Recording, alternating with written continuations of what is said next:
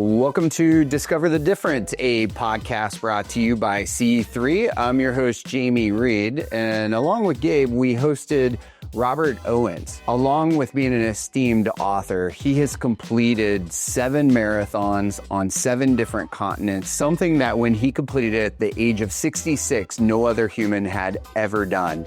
He trains Navy SEALs and pro athletes, and everything he does, he challenges himself to the max, and he shares some of his most valuable lessons learned throughout those different journeys. Enjoy this episode of Discover the Difference.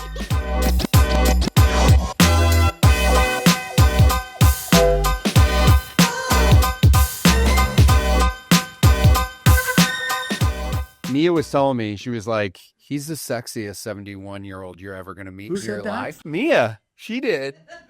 Help me. Oh, he's blushing right out of the gate.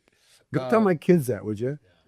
But you have this long history of quite a few amazing things that we're going to get into. But I'm just curious, when you were a kid at 6th grade, what did you write down on that piece of paper that you wanted to be when you're an adult? And does it align with any of the things that we'll talk about that you actually did? Oh, no. I was a adopted kid with disabilities. So I didn't learn to run till 6th grade. Was it physical Unaided disability? Yeah. I wore braces and boots on my ankles. Ah. So when I was adopted, my mom said I was cute. We'll take the bent legs kid, which was really nice, merciful, Yeah. Take this little kid that can't walk. So I was in a survivor mode at 6th grade. How old were you when you were adopted? 3 months. 3 months. Okay. St. Joseph's Hospital up here in Orange. After the Korean War, there was babies everywhere. And actually, I just found out last year who my parents were or who sired me. And they were Marine pilots. He was a Marine pilot married to this nice lady. And when he went over to Korea to do his bombing runs, she had an affair with his best friend. And before he came back, he was gone over a year. Before he came back, she drove up to from San Diego, from Miramar up to Orange County, El Toro, and had me in Santa Ana, dropped me off that day, and went back to San Diego. Didn't tell her husband? Her husband never knew because he was overseas. Holy smokes. How did you find all that out? I tried for years to pull up my records in California, can't ever break through. And I gave up years ago. A girl that I know who's adopted said to me, "Did you ever find your parents?" About 3 years ago. And I said, "No, I gave up a long time ago." And she said, "I got the gal, she's the bomb. I just found my parents." When I was in high school, there was probably 6 or 7 kids that were adopted in my high school because there were so many babies after the war. You didn't have abortion. So she said, "Call this lady." So I called this lady and I said, "I hear you're hot. You can." She goes, "Well, I work for the state of California in records department in Sacramento for a while. So I know it." And I said, I tried to get through paperwork, nobody returned calls, this and that. She goes, "Yeah, that's normal." I said, "Why?" She said, "Because in the 40s and the 50s, check this, there were so many assemblymen and senators having illicit kids on the side."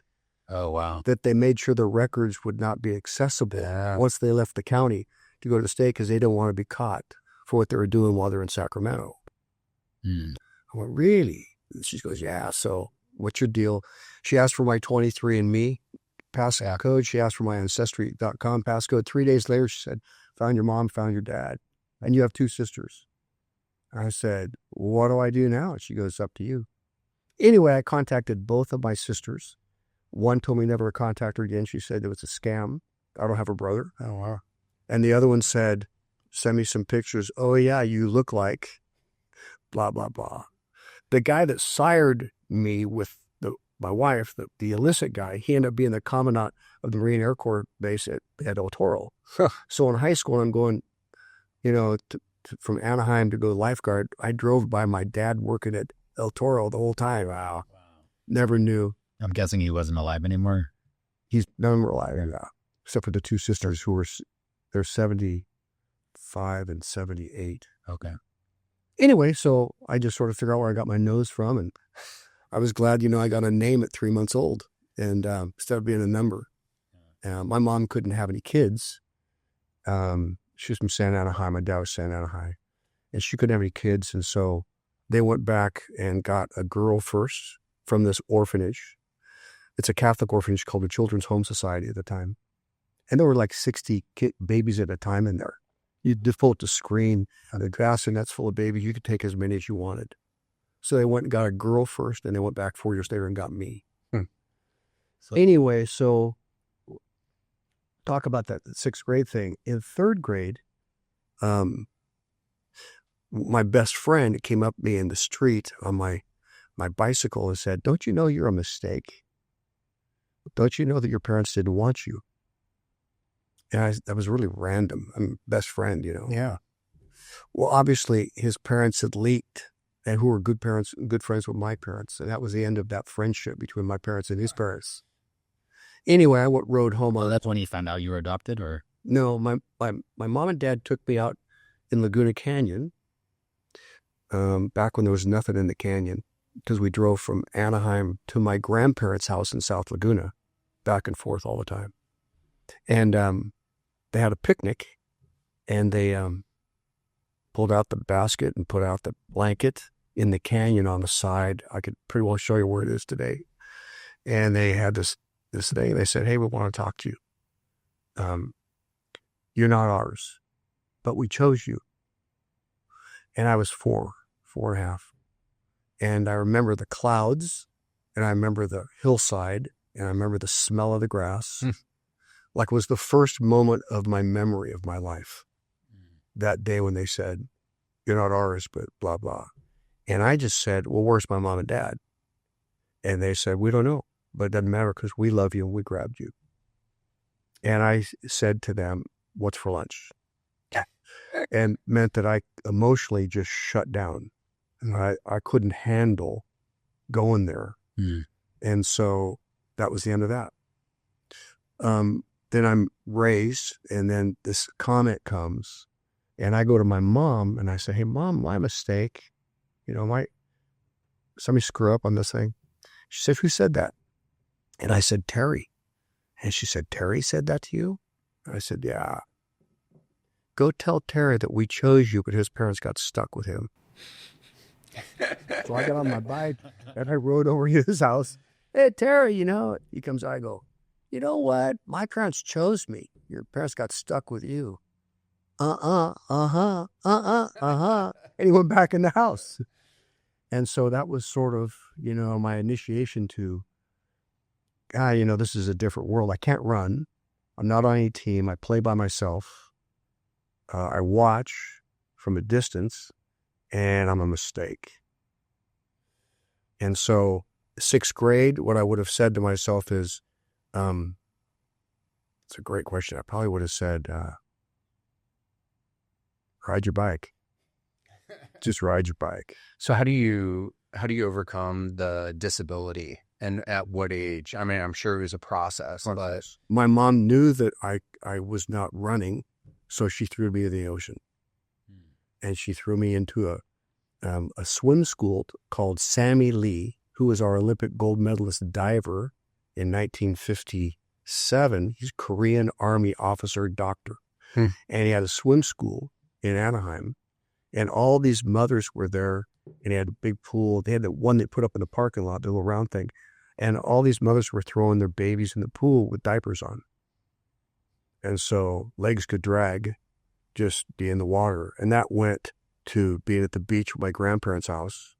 You guys know where 1,000 Steps is in South Laguna? Yep. My grandfather built those. Oh, wow. So our house is across the street on PCH. We own the block from 9th to 8th Street on PCH from the Depression. And from 1916 on, we own that property. Wow. Anyway, so I'm on the beach, and I'm doing beach stuff. So I have an outlet, and she's a PE major at UCLA and got her master's out of Wellesley. And so she said, "You're going to swim." And so I swam. And that's water polo swimming in high school. And are you able at that time to use your legs functionally well? I could. egg beater with the best of them. Anyway, So that was overcoming of, hey, I can be an athlete. I can do stuff that, yeah. and I surfed and boogie board and did water polo and swimming. And then... you were able to compete? Yeah. And then I tore up my arm throwing. I got this scar. I threw wrong. They put me, I was always on the right side of the net. And I threw incorrectly. I didn't twist this way. I chipped a bone. And so my water polo coach, this Olympian from Hungary, says, go run cross country with your cast on. Stay in shape and come back. And so, not knowing any better, I had a cast on and started running cross country. All these guys from Anaheim to Fullerton on Harvard Boulevard, where Disneyland is, up and back in the smog days. And braces were probably a little heavier back then than they everything were today. Everything was off by that time. Oh, okay. Things got straightened out. I have arches in my feet because I wore shoes that gave me arches, from babyhood to like 6th grade. And my mom got lupus. And so she spent 40 years on prednisone, cortisone. She died once. She died when I was in 6th grade, and they resuscitated her. She went from 165 pounds to 90 pounds. Wow. So I had stuff in my head. I went from straight A's in your grammar school to straight F's in 7th grade because I used to ride my bike and see my mom in ICU with the wire windows. Mm-hmm. You look through it, she'd wave and I'd wave. How do you think that affected you? I don't know. I hurt. I was a hurting kid. And so I got kicked out of school. I had 36 referrals in 7th grade to the principal's office. That makes me feel better about my kids. Yeah, so they just said, you're acting out, you're in pain. And I didn't have a clue. But all along, men begin to spend time with me. My school counselor in 7th grade, you're going to make it. You're not a screw up. You got talent. You're smart. He carried me to 8th grade. In 8th grade, a snow ski instructor, guy with a family said, hey, if you get A's on your paper, I'll take you to Snow Valley and Snow Summit, because he was a ski instructor. So I got straight A's then. So I go skiing every weekend with him, his family. And as guys invested and paid attention to me, I grew. And so then when people just show up, or how did that? There were teachers. Happen? Okay. There were teachers. Was your adopted father really present? Or No. were they filling a void? No, it was the greatest generation. And so he worked. My dad I grew up in an academic family, I being not the academic. My dad was a Mensa, Mensa. Yeah. And so never got a B in his life. Santa Ana High School, Stanford undergrad, Stanford Law School, straight A's. Got hired by J. Edgar Hoover in 1939 to chase Germans around the United States with the FBI. Did FBI, went Army because he didn't think he was doing enough after the Battle of the Bulge, and then became a prosecuting attorney in the war crimes trials in Manila. So there was Nuremberg and there was Manila. Jeez. Sounds like he needs a movie. His dad never touched him in his life. His dad was gone in the Great Depression, earning money and sending money home. So he was raised with 8 sisters, and his brother died of the flu epidemic of 1916. So it was 1 boy and 8 girls. And so he was disconnected from men and touching. I got my first hug from my dad at 55. Oh, really? I grabbed him and just held him. He let go of me. Let go of us. No, I'm going to get a hug out of you before you're dead. And so then there was a breakthrough, and he began to kiss me and hug me the rest of his life. Wow. But he'd never had anybody touch him, or there was no masculine, just do what you're told. Yeah. So he gave that to me. And so when you find people that do significant things, oftentimes there's issues, and they're overreacting or they're compensating for their issues. So if you're told you're a loser or you're a last place finisher, you get a chip on your shoulder.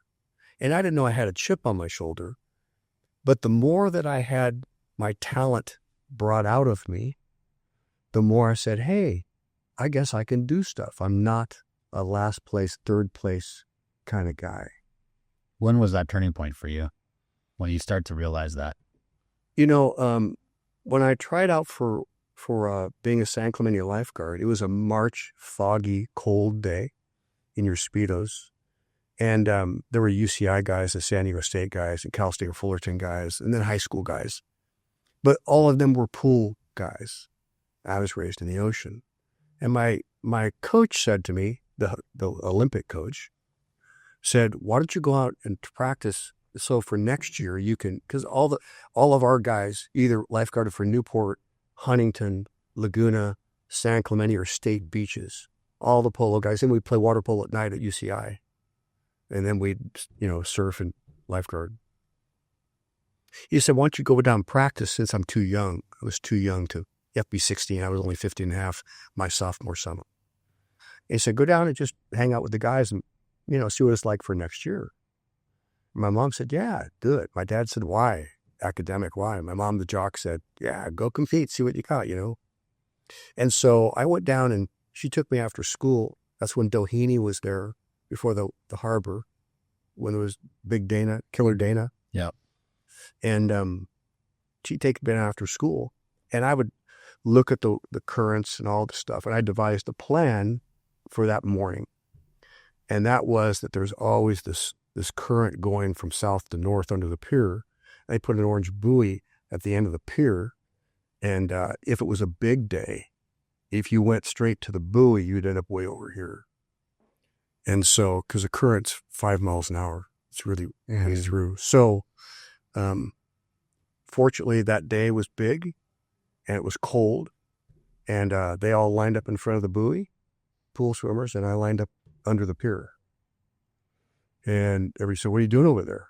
Little 15 and a half. They didn't care. I was underage. And I swam and made it to the buoy, and they swam and had to come back against the current. And then I body surfed past the guys coming in. And I got 3 firsts and a third out of 50 guys that were all older than me. Wow. And they called me and said, what's your deal?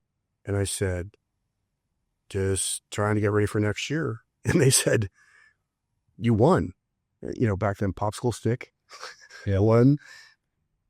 And they said, I said, I came down here and studied the currents and got a game plan. I knew these guys couldn't body surf probably, so my best shot was to hang through and then wait and pass them up. Anyway, I got a call the next Thursday, and they said, how would you like the lifeguard? I said, I can't, I'm too young. They said, we went and got a waiver with the city manager for you. You want to be a lifeguard? Oh, that's cool. And I went, yeah. My mom and dad go, I don't know how you're going to get there. We have to drive you every weekend. And we worked that out. And that's when I knew that if my coach always said, hard work beats better talent. And if you work hard and you study something, you can beat better guys. And so that sunk in my head. Of course, the team just erupted with joy that our mantra of working harder than being talented in water polo and swimming, we won CIF, this and that, blah, blah, blah. Put 2 guys on the Olympic team from high school, in water polo. And it was one of those moments again, we all sort of went, wow, all of us average kind of kids, you do really well if we get our act together. Yeah. So that went off. And then I had 2 pararescue guys that were lifeguards. And, Army, Navy, Marines are offense. The special ops for the Air Force is pararescue. Have you heard of that before? Mm-hmm. Know them? Yeah. And we do Navy SEAL training, but we do a year of medical. So we jump out of planes with an Uzi and oftentimes a 44 Magnum and morphine, epinephrine, phenergan, knives, needles, where to get in, get them, and get them out after they're shot. And they said to me, Owens, you're stupid. You're living stupid. I was getting drunk, going to jail and crashing cars and just living the life. Started jumping out of planes at 16 without my parents telling anything. Anyway, they said, you need to come in the military. I said, in Nam, I've already dodged the draft. I made sure that this arm didn't work for Wilshire Boulevard And I showed up for my toothbrush, And anyway, so I didn't go in, and my friends went in. Anyway, they said, you have talent. And I said, no, I still got snakes in my head. I don't have that much talent. I'm not special ops talent. I'm just a nice surf guy, And they said, no, you got to come in with us. We're having the time of our lives. And I said, I don't got the goods. But I was discovering layers of goods. Lifeguard, maybe, but that. Anyway, they said, if you'll go dark for 6 months, no chicks, no weed, no drugs, no partying, we're going to run you on Saturday morning. If you'll go dark for 6 months and just focus, you'll be good to go. And I so wanted to believe them.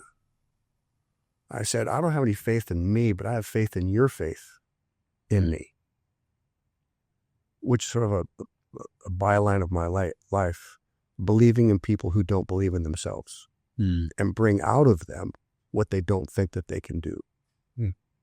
So you experienced that. I coach these kids who want to be Navy SEALs and Rangers and stuff. And I look in their eyes, what makes you think you're better than the last 1,000 who quit? And they look at you, and I say, we'll see. We're here to crush you to find out what's inside you. But we believe in you. And if you're smart and you'll listen to us, we'll teach you how to get through what you don't think you can do. And anyway, I've been doing that for the last 7 years. Is that where you got your nickname? Of Coach Rob? Yeah. Yeah. Anyway, that's all that. So when I went in, we had a class of 150. We graduated 10. They made me team leader. And they said... In the Air Force? Yeah. And they said, you got it. And I go, I don't got it. Look around. They're all following you. You got it. And I just had still these poor self-worth, limiting beliefs in my head. I'm not smart as my dad, not as gifted as the guys I'm with, blah, blah, blah. Is that like an imposter syndrome feeling, or? That I didn't have it? That you had an imposter syndrome feeling? No, for me, imposter syndrome is acting like something that you're not. Mine was, I don't think I'm ever good enough to do this, and this. Okay. I had to grow into it. With all the coaching and mental work you do now, like what was the point where that changed? That Air Force thing. That was it. Launched me, because all of a sudden I'm as good as any of those guys, and I'm as smart as any of those guys, med school and stuff. And, everybody just said, you're a leader. And I'd never led to anything. I'm a follower. But all of a sudden I was a leader, and my world popped open. How did that transform to leader? Because you were just doing it and people were following you, or you just... My style. I stopped drinking at 20. I didn't have another drink till I was 40, 45. I was sexually molested in 7th grade and sexually molested in 8th grade. So between playing alone as a kid, your mom's sick, doing terrible in school, get molested, Boy Scouts. I had snakes in my head. Yeah. I just drank. I drank heavy from 13 to 20. Wow. Like self-medicating. Yeah. I'm not good at anything, so I'll drink and be the wildest guy around. Yeah. And so it was the Air Force that did the switch. Yep. How long were you in? I was only in for 4. Okay.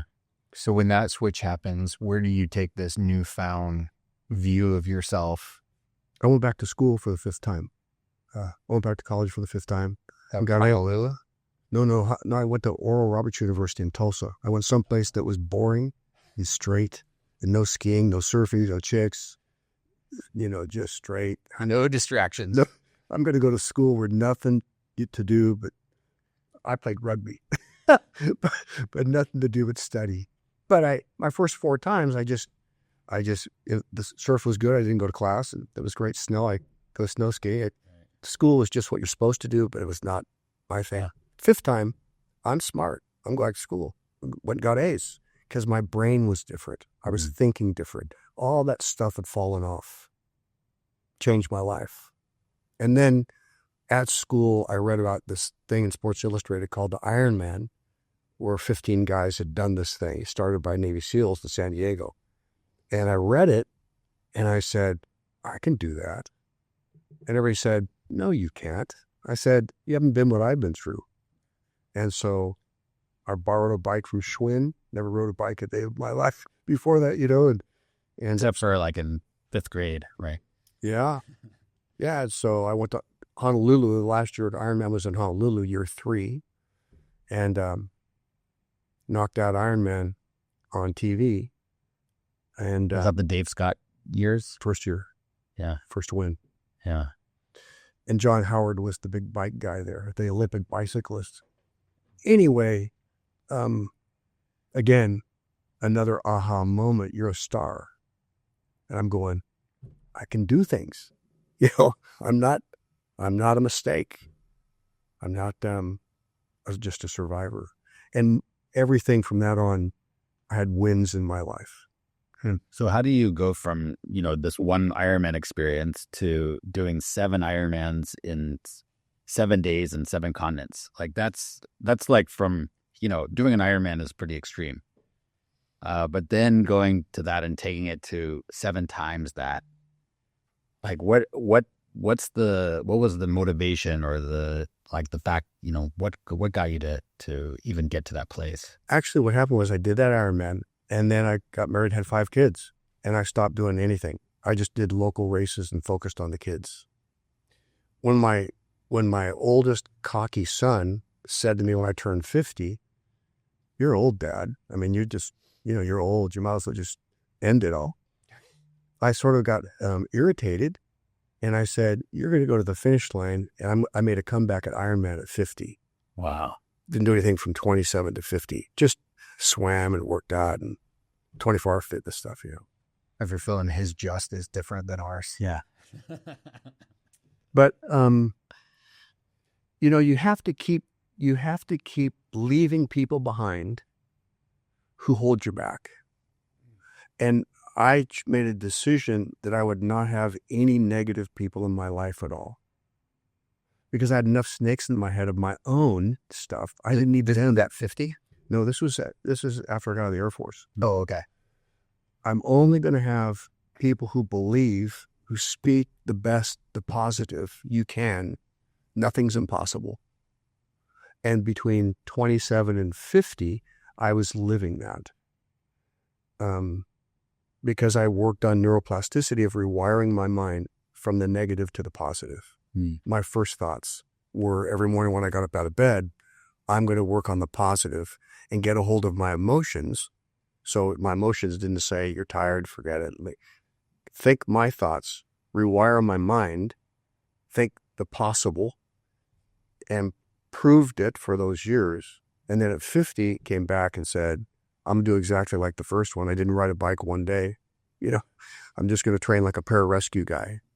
So the retraining of your mind, is it like a mantra that you have when you wake up, or how are you thinking about that? Yeah. And where was that inspired from? Because that wasn't in the military, right? Like waking up every morning and starting your day through that process. I began to follow Olympic athletes and their training. And more people talked about mental work. I didn't know about mental work. In my day, you just sucked it up and survived. More and more people were talking about how you think. And I wasn't a power positive thinking guy, but there had to be something in there somewhere. And so whether you read, Think and Grow Rich, or, different kind of books, there are always these positive guys, and I'm not that positive. So how can I choose to be more positive and think better about breaking limits or being more? And it's a lifelong challenge of, I wonder if this will work in this part of my life or in this part of my life. So like when I went to school, someone said, you're smart. I said, all right. So they said, you ever got good grades before? I said, no. And they said, well, go hang out with those straight A students. So I went to these girls, these nerdy, sweet girls, and said, can I study with you? And they go, why? I said, you get A's, I get D's. Can I just study with you? They said, sure. And so I went to all their study hall things and I sat on the front row with them and got a recorder and sat on the front row to record my lectures and did what they said. And all of a sudden I'm getting A's. And they go, you just didn't know how to study. You just didn't know what you're doing. You're smart. And I went, really? That easy? Just think differently? Get with smart people and think how they think?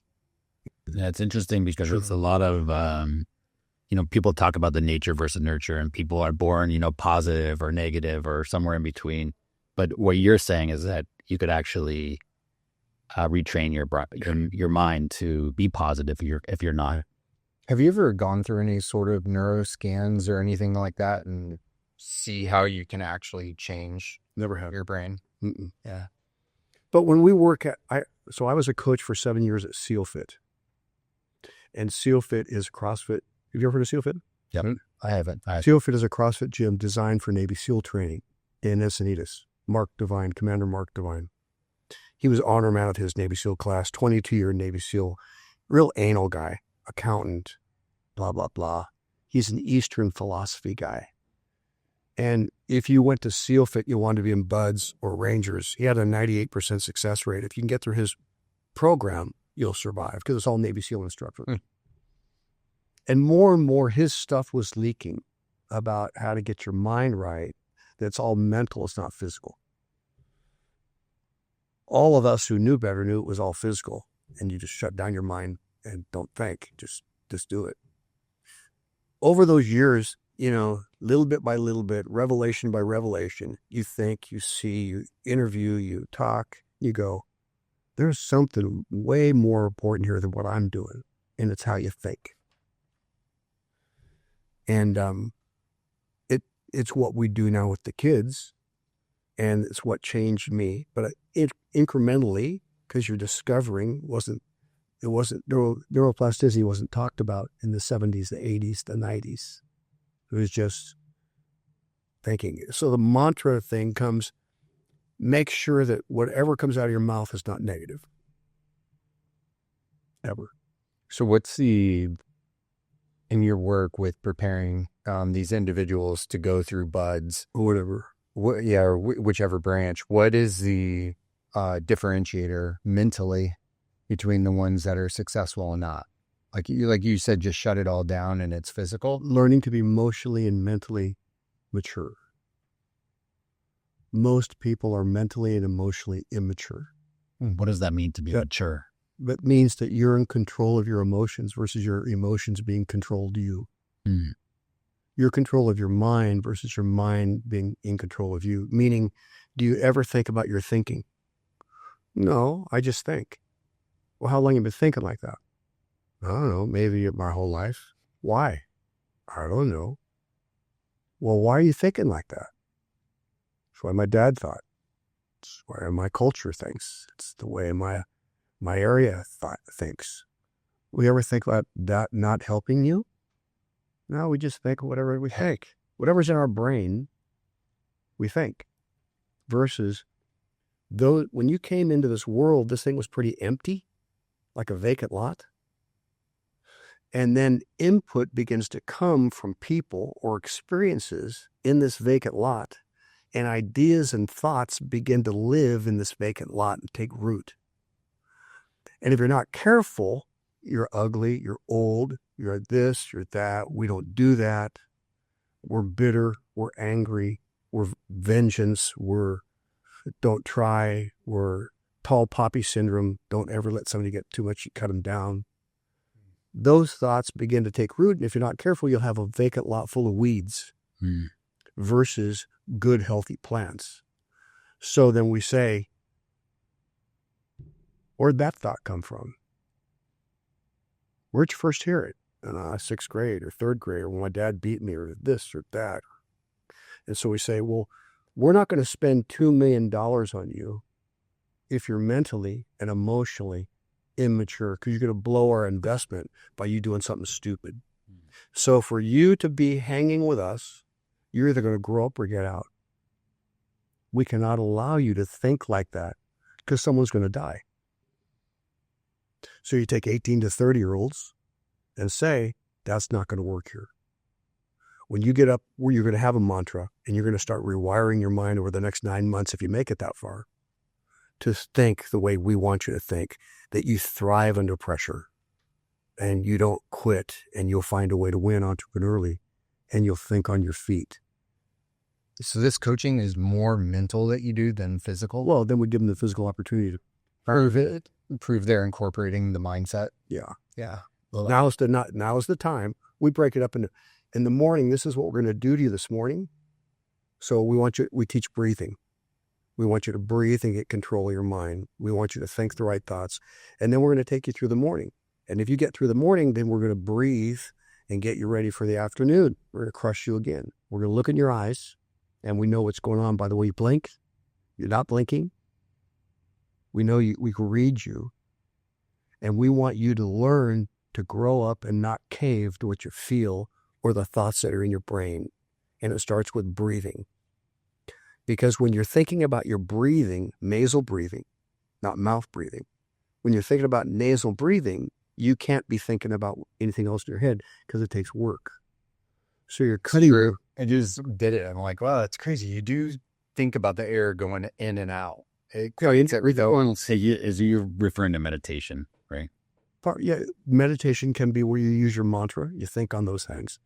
But if I'm telling my kid, like I coach crew right now, when I tell I'm going to red line some kid, and I say, breathe, and they go, I go, no, that's not going to work. I need you to go,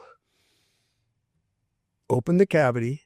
You have air pockets way back here you've never used, and I want you to lower your heart rate. When I'm thinking that, I can't think the negativity. Mm-hmm. I can't think, this sucks, or I'm going to die. Yeah. I can't do another burpee, We only have 300 more to go, so let's breathe our way through, Yeah. So when you get control of your mind, you use the breathing mechanism as a cut to the negativity, because you can't do two things at once. Can't think, I'm going to die, and then think about your breathing. So that when you get done with your breathing exercise where there's neutrality, then you make sure that you put the right thoughts in. We're going to stop the breathing thing now. What are you going to think? Think. I can do this, blah, blah, blah, blah, blah. Can you, I don't think I've ever done nose breathing when my heart rate's like 160 plus. So is that Watch the MMA guys now. Before this, all nose breathing with their heart rates that high? You bet. Well, it's a lot of work to get to that. No, they don't let them sit down. You have to go to the corner, put both arms up over the ropes, and you'll see them go. Come back. And then they sit down, they talk to them. So when I'm watching athletes, what I'm looking at is I'm watching the mouse.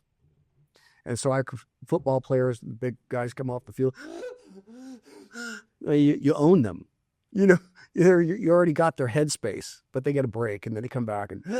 And so every sport, I look at this, and I look at this, and I look at their eyes, and I can tell what's going on in their head. Because they leak it. You can see it. Mm-hmm. I remember reading a study on, the average person has thousands of thoughts a day. Yeah. And the next day, those 90% of the same thoughts, and majority of those thoughts are negative. Yep. So what you're talking about is just really replacing those negative thoughts with positive thoughts. Retraining yourself to think the thoughts you want to think versus the thoughts that are living in your head in that weed patch. So if somebody was not in a good mental place, forget if they're an athlete or just anybody having some trauma they're working through. Sure. You would start them with that breath work, right? Yeah. And build from there into the mental side of it. I'd tell them why I'm wanting to do the breath work, because I don't like the way they're thinking. And I have to stop it. So the way to stop it is to take a break, time out, go into a breathing thing for 5, 10, 15, 20 seconds. I'm cutting the wires to the negativity. Now, this is what I want you to think when we lower your heart rate, and now you're going to go back. Say these things and say them out loud. I love it. Paid money for this. Easy day. Fun day. I look like Hollywood. Blah, blah, blah. And you have them speak out loud, because if you're speaking out loud, you can't be thinking negative in your head. So by the time you get done talking out loud and doing your breathing, you have a choice to go back into that death that you were thinking, or to think about where you want to go. And if you'll do that 6 months in a row, the chemicals in your mind will rewire itself, neuroplasticity. The corridors of where that stuff works reboots itself, and it will begin to think what you've programmed it to think versus what you've been thinking, which was a program. Mm-hmm. Is that something like the average person can just start adopting? You bet. So I had a lady, I'm a business consultant. I'm working for an IT company in San Jose. And I said, questions? And she said, I have anxiety. Sweet. How's that going? My husband hates it. I have a panic attack every night about midnight. And what do? I wake up and I take a pill, knock myself out, and I go to sleep. I say, okay. I say to her, so when you wake up in a panic attack tonight, I want you to do box breathing. And I teach the whole 150 employees box breathing. Inhale for 4, hold for 4, exhale for 4, hold for 4. What am I doing? I can't think anything but the box. Laying in bed in the dark. Let's go to 5. 5s. Let's go to 6s. 6s. See if you can get to 10s, which is 40 seconds. Mm-hmm. Most people fall asleep in that exercise. She comes back the next day and says, I went to box breathing and went back to sleep and never took a pill. First time I haven't taken a pill in 5 years. Wow. My husband said, well, I went into a breathing exercise. I shut the anxiety down by getting into my head, and all of a sudden. So for me, training for an Ironman, and this has been a cumulative learning over the years, training for an Ironman out here, I get hit by a car head on. On your bike? Yeah, my bike. And so I pop my brakes and I flip my bike onto his hood and slide up the windshield onto the roof. And I'm still locked in my toe stuff, and I land in the street. Anyway, I have to have all these MRIs, and I have no fear for that. But you do enough MRIs in the old tubes where you're pretty tight. Real tight, and I'm starting to panic out.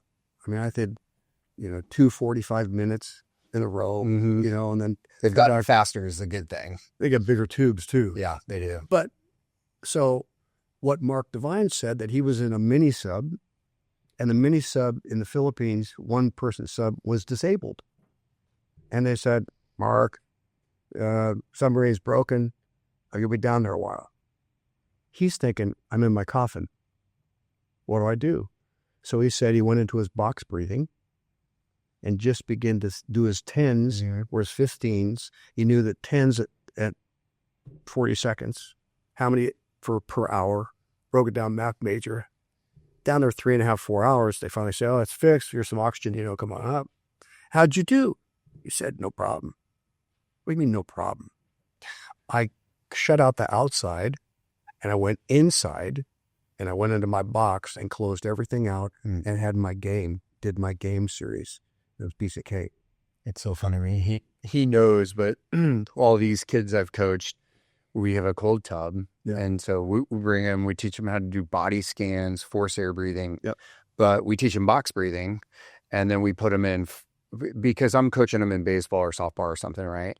You can't simulate a championship game, with a game on the line, pitching, whatever. Right.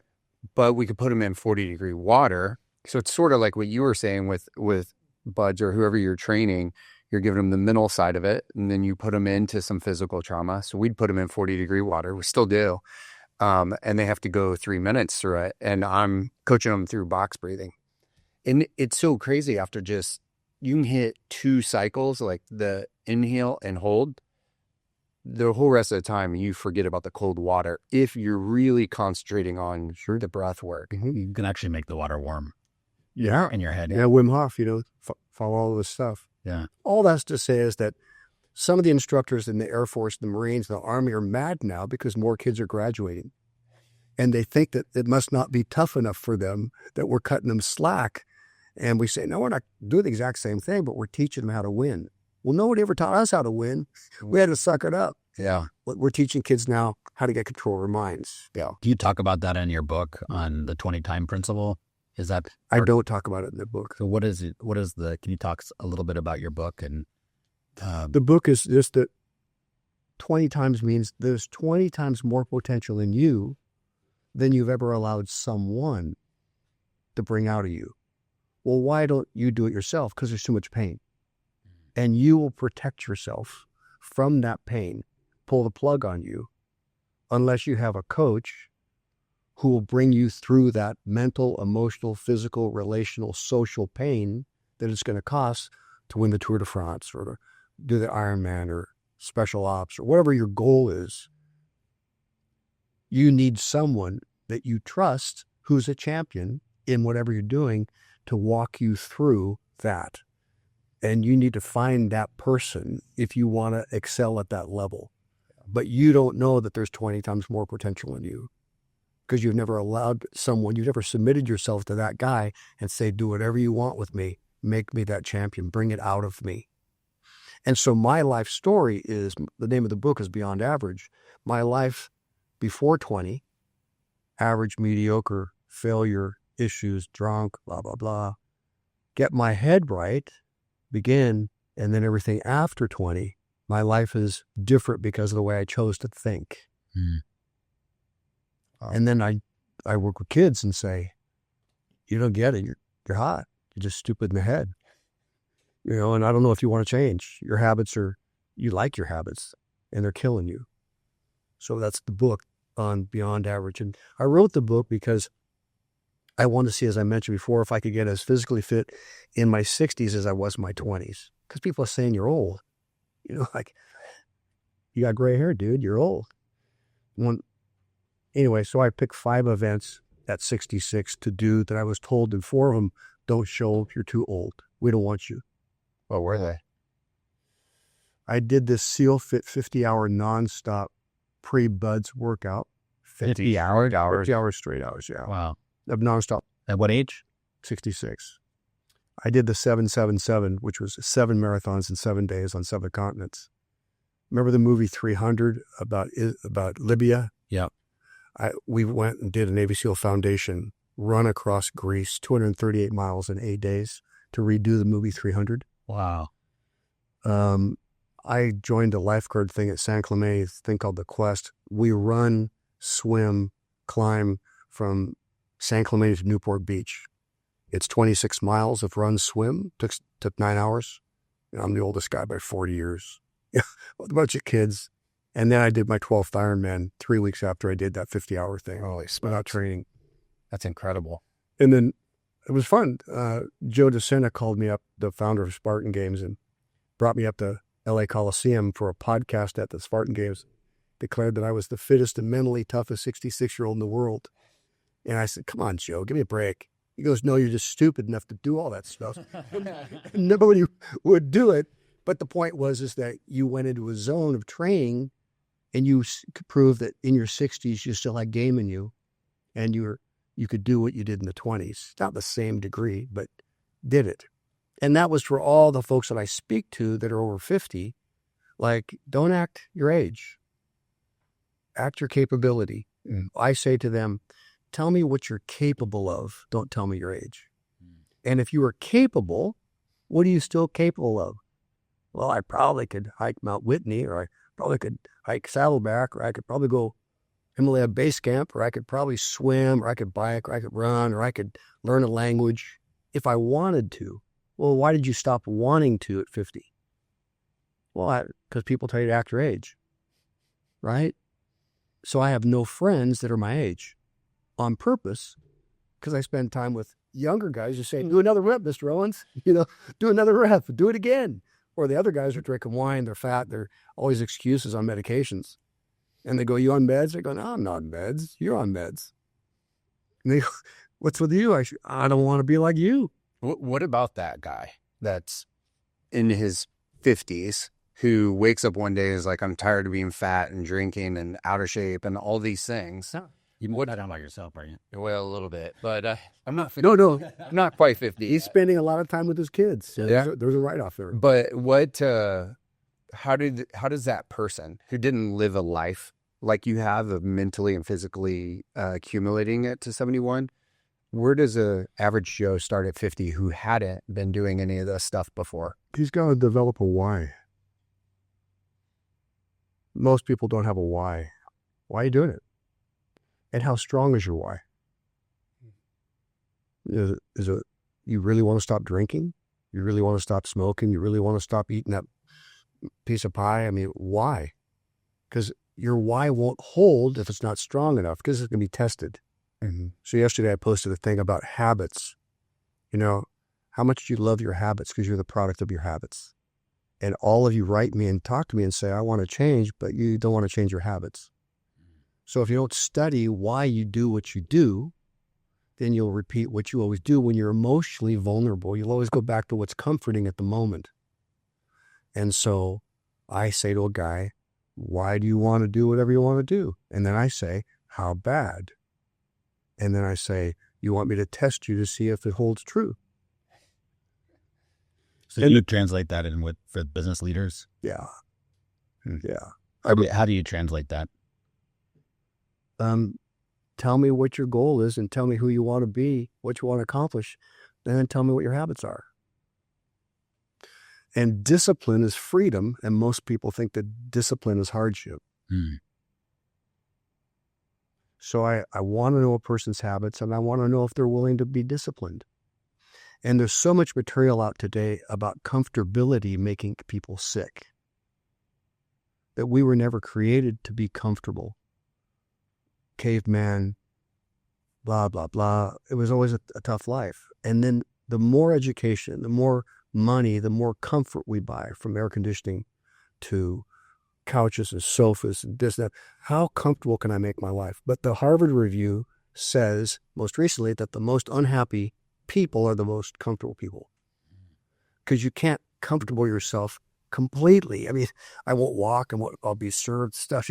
What is comfortable doing for you? But we were created for struggle and then getting wins, shooting a bear or climbing a tree to get berries or something. Every day was a challenge to do something, and then we felt good about ourselves. You felt like you earned it. Earned it.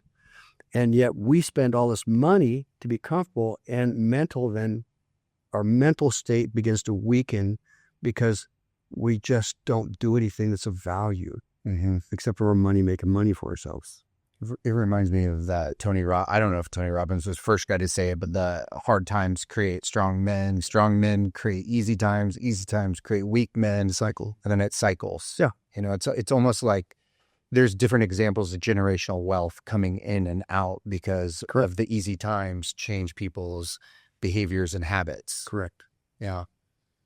Anyway, it would be interesting to study imaging of the brain of people in different times between hard and easy times to see how well the brain functions during those times.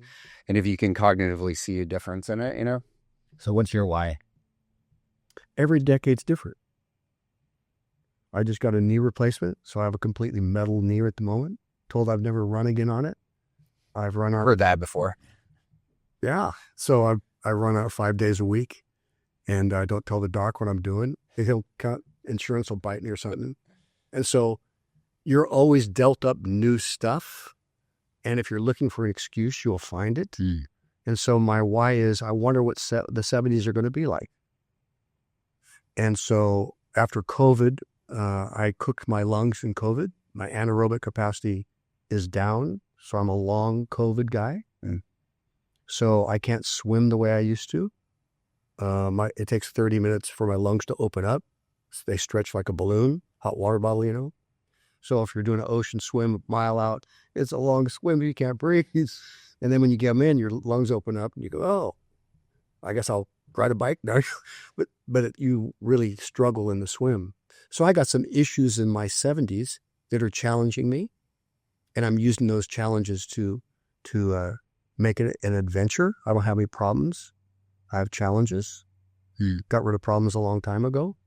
Have a lot of problems, but positive is challenges. Yeah, problems are negative. You think the word choices make a difference? You live by your words.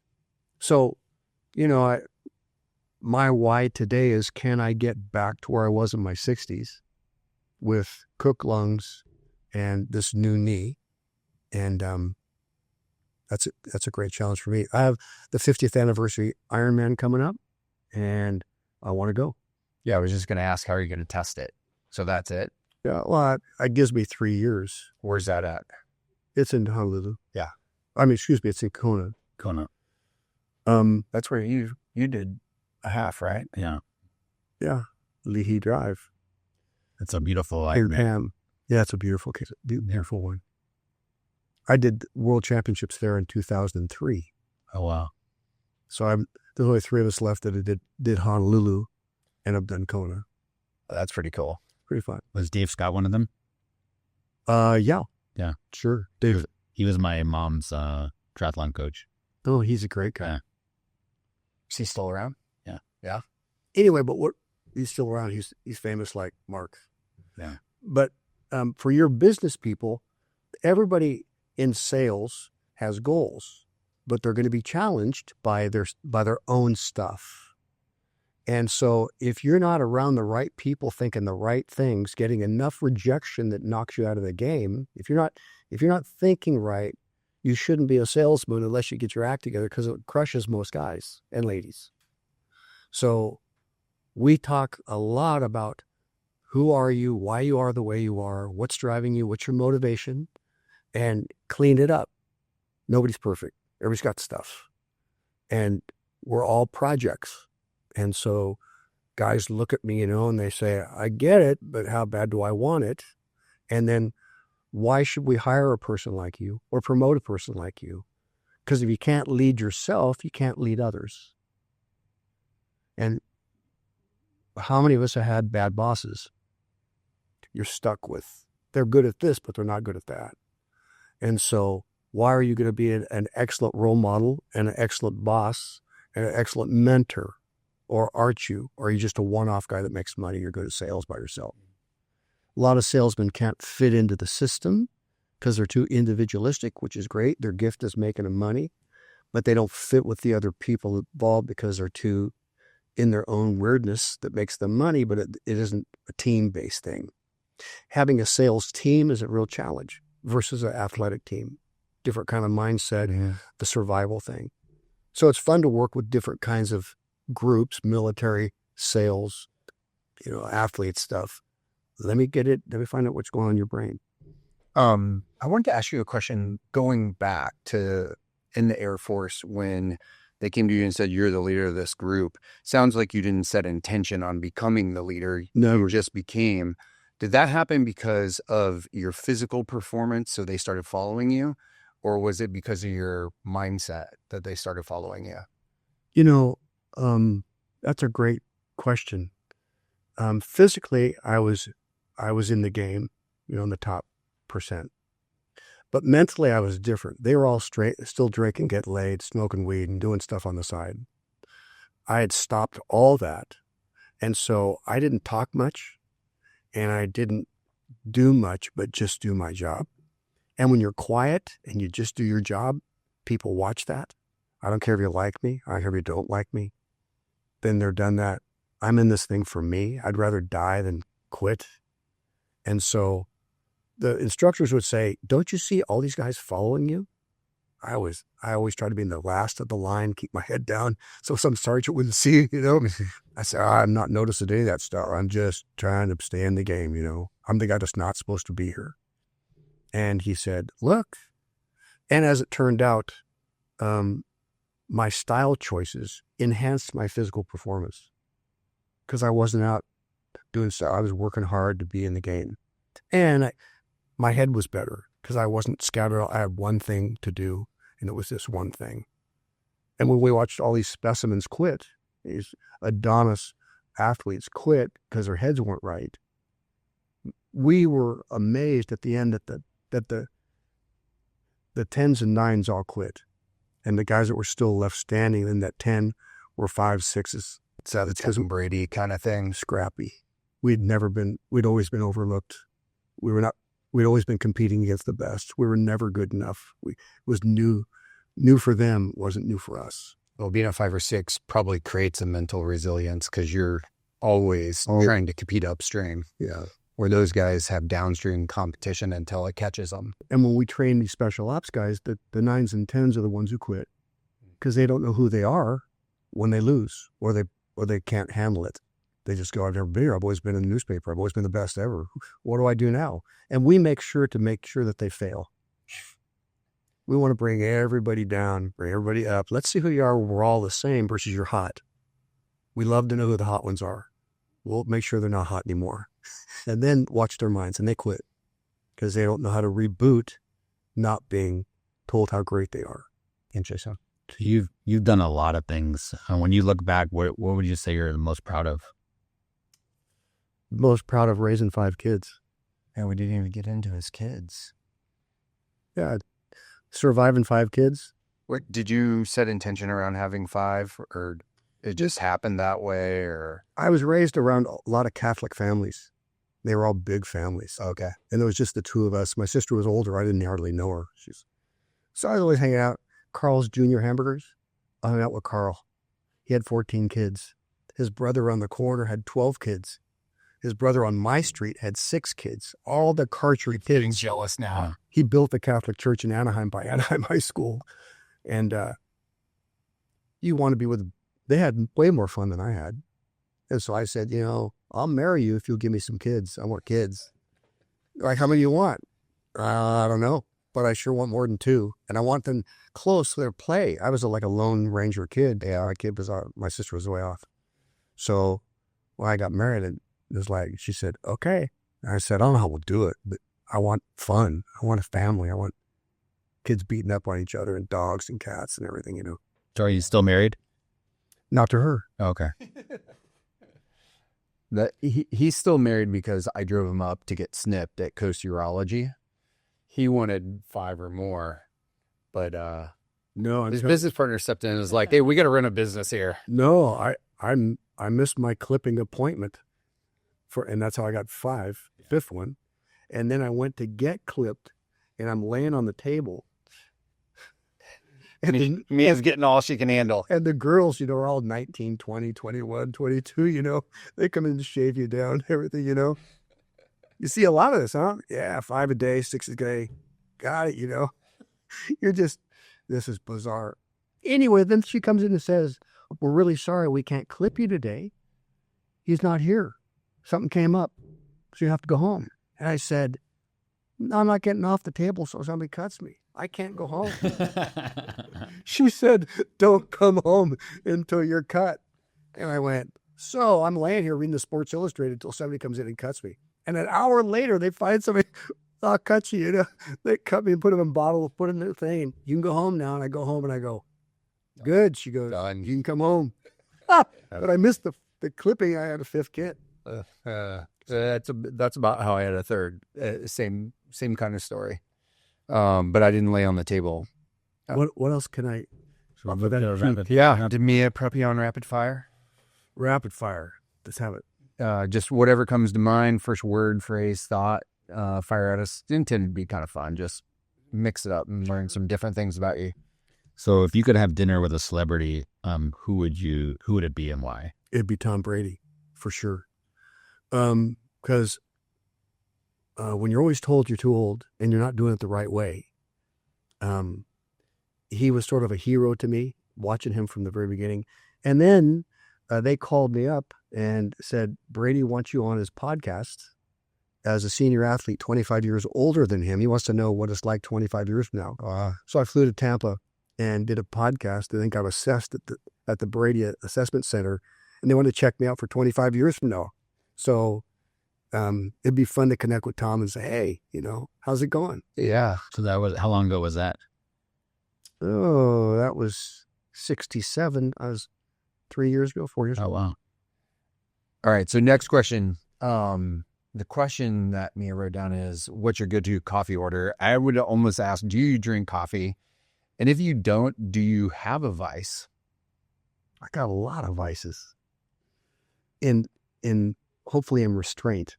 Coffee. I drink decaf, and I usually have, if I'm going to be at a social setting, I'll have a vanilla decaf latte, hot. All right. And no caffeine. What's one habit that you kind of attribute to your success? Not drinking. I drink now. I mean, I have a glass of wine or something like that. It's not down to lockdown, but I attribute learning to discipline myself from the things I want to do versus the things I need to do. And that's a everyday deal. Every day I wrestle with my habits and my discipline. What's the one book that changed a perspective that subsequently changed your life? I traveled for 15 years with John Maxwell, the leadership teacher. He was pastoring in San Diego. I used to fly in every month to San Diego to be with him. He offered me a job. I think Developing the Leader Within You by Maxwell, in my day, there's two of them, developing the leader within you and then developing the leaders around you. Twin set. I've read that book and used that book for over 30 years. He's still giving courses. He lives in Fort Lauderdale, Palm Beach area, and he still teaches that stuff. Yeah. And I think we have someone that works here that's taking his course right now. yeah, he has this leadership thing you pay about $3,000 for and go to Orlando and stuff. Yep. My last trip with John was at Beijing University in the Beijing MBA program teaching leadership. And so I used to do a lot of stuff with him. That's cool. Yeah, that's great. What's your go-to hype song? Highway to Hell by AC/DC. I have that on my, I call it my pump up list for the kids when they're doing their warm ups before games. You know, you get those album things of pre-workout songs and stuff, you know? Yeah. Like a Spotify playlist. Yeah, it's just hot. What's your spirit animal? I don't have one. No? Tell me about it. And what was it? Was it Chronicles of Narnia or something where they had the animal that was attached to him in it? I always thought about that one. But You know, I didn't talk about this. I was a senior pastor for 25 years. And so I don't have a spirit animal, but I have the Holy Spirit that's on my case all day long. All right. I don't need an animal sitting on my shoulder. I got somebody sitting in my head Yeah. I like saying, you're screwed, don't do it. Well, so you talked about doing the 50th anniversary triathlon. What else is out there that's next on your list to accomplish, whether it's physical or work-wise, family, something? Well, things have changed because my wife would like to have me around for senior life. She says she made me take an extra insurance policy out because she thinks I'm going to do something stupid. And this last one, rowing across the Atlantic, she thought that was really stupid. They canceled my life insurance. They said, that's just dumb. You can't have any life insurance. When you get back, we'll sign you up again. So I asked her if I could row the Pacific. She said, no. I said, can I do Everest? And she said, no. But there's a friend of mine. This is a wild one. There's a guy who put together the 777 and all these wild marathons. He's now licensed the first athletic space federation. It's called the Galactic International Space Federation. And he's designing the first marathon in space. No way. Right now. And so I texted him yesterday and he goes, are you in? And I go, what's it going to cost me? He goes, probably $100,000 at least, but we'll go up for about a day and a half and you'll run on a treadmill up in space and we're going to knock out the first athletic event in space. And I said to my wife, she goes, don't even go there. And so there's a lot of crazy things to do out there if you want. My wife would like me to get to 80 with her. And so I'm trying not to be a narcissist. I'm trying not to be so self-centered and think about others besides myself. And it's really a pain in the ass. But I would like to do a lot of things. That's awesome. Well, the podcast is called Discover the Difference. So we just got a couple questions here using the theme of the podcast to ask you and wrap up.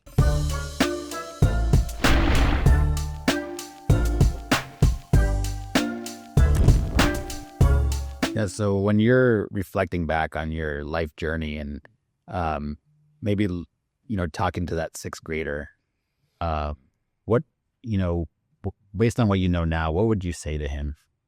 Get help. Find a way. I say to a lot of folks, you need to ask the question that you don't even know that you need to ask. It's not in in your bucket here up here to think that way. You think here, the world lives out here. You're just stuck in your way of living and thinking. Have someone help you to think the way you don't know how to think and ask questions that you don't even know you should ask. And if you get the right mentor, they'll drop things in your head and you'll go, really?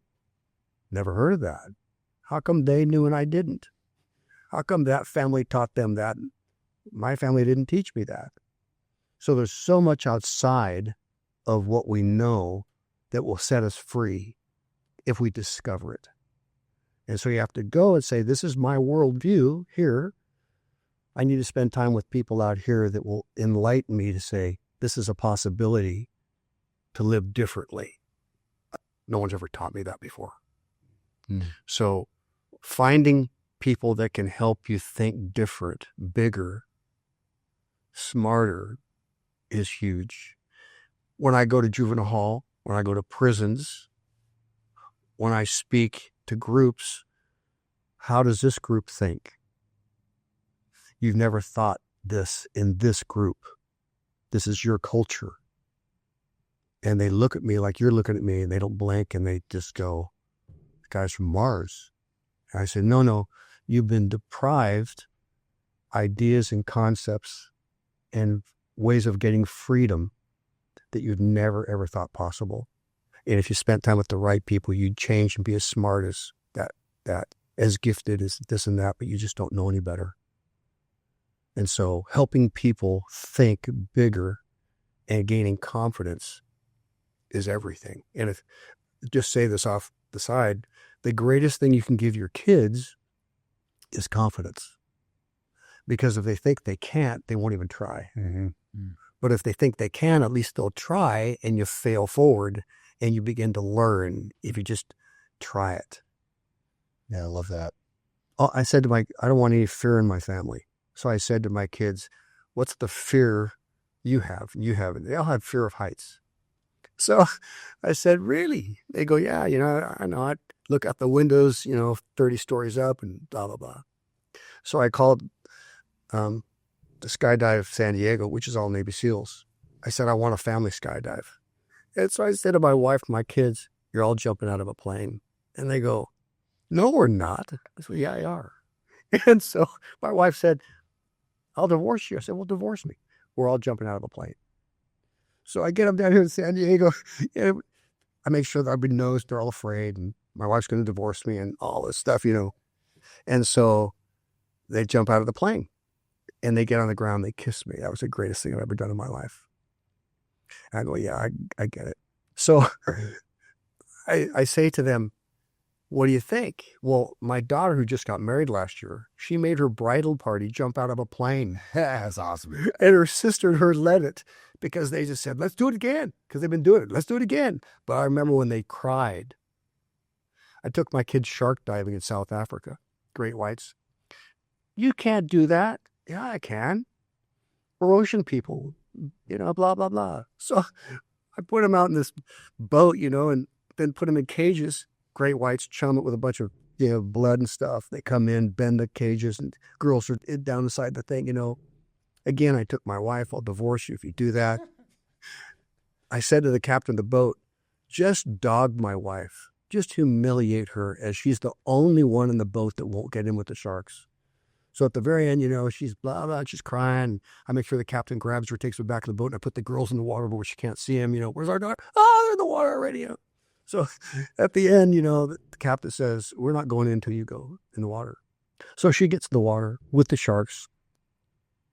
Oh, that was the greatest day of my life. And I go, I'm not going to kill you, You got these boxes. Yeah. And so helping kids gain confidence is huge. Did he convince you to go skydiving in Paris this fall with us? Yeah. Well, actually, it was my daughter my wife has a lot of fear of heights, and when she turned 18, she asked my wife and I to go skydiving with her. Yeah. And it was the guy you did that. And it was really hard for my wife to do it, but when your daughter asks you to do it, you go. Yeah, that's right. And she did it, and she was very happy. Puts the pressure on. My first skydive at 16 was at Paris. Okay. Out here, on Riverside. Yeah, that's where we're going. So friends of ours is Owns it. is licensed, whatever. She's 60 something years old and has 1,000 jumps. She's an incredible woman. Anyway, she's arranging it for our group to go. But last question is around your secret sauce. If you were to pin down your ability to create the life and different types of successes you've had over the years, what's the one thing you would attribute that to? Consistency. The world is run little by little, not big steps. If you can just consistently build and get little wins, they stack up over a year and you're really different. Eating, sleeping, talking, changing friends, physical fitness, adding disciplines, habits. If you can just do the little things, you'll be amazed where you can go. But most people are not consistent. That's why Nike said, just do it. And it was the number one marketing campaign because no one can just do it. Everybody wears it but can't do it. So if you can be consistent in your growth, whatever it is, you'll be amazed what those 10,000 hours will do for you.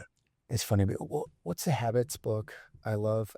Atomic Habits? Atomic Habits. Yeah. In that, They talk about in the opening chapter, 1 degree difference on a plane headed to Miami puts him in Boston or DC or somewhere else. Yeah. And it was just that 1 degree of difference. Just it really stacks up over time. I love that one. Well, When we train these kids, if you make it 9 months, we'll do 1 degree over 9 months. And your parents will go, what happened to you? You're so different. It's just little adjustments every day versus some big thing and holding on. I love it. Thanks for having me. Yeah, thanks for coming on. Well, for listeners that want to find you, engage with you, where should they go to learn more? My website is my name, Robert Hamilton Owens. It's a nice name for an adopted kid, you know? Yeah. And my email is my name, Robert Owens, but Owens has 2 S's because there's too many Robert Owenses. Or Robert Owens Yahoo or Robert Owens Gmail. And then my phone number is this, 949-542-9600. And I get calls from all over the world saying, can I talk to you? And I go, what do you want to talk about?